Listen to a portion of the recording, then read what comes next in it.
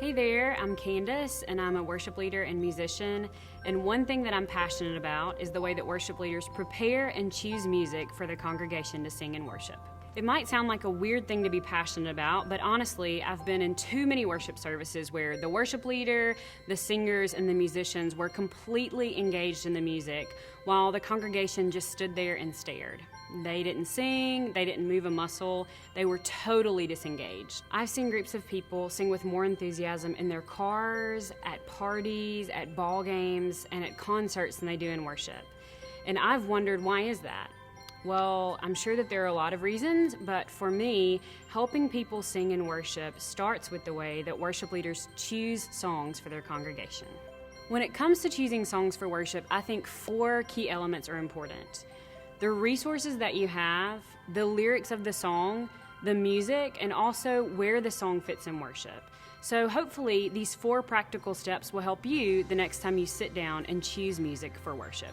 First, have good resources. There are so many quality resources online, and there are a lot to choose from, but a couple of my favorites are praisecharts.com and songselect.com. And I know it sounds a bit outdated, but I always keep a hymnal handy.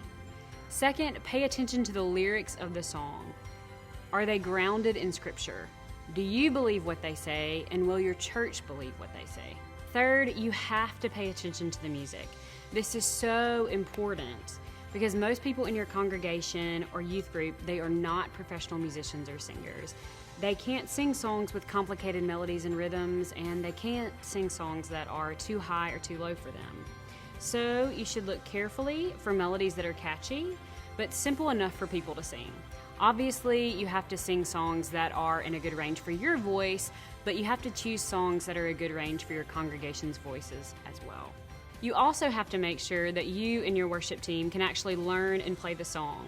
If you can't make the music work, then you can't expect your congregation to sing along with you. Finally, pay attention to what the song does in worship. Is the song being sung to God or to one another? Is it a song that gives thanks to God?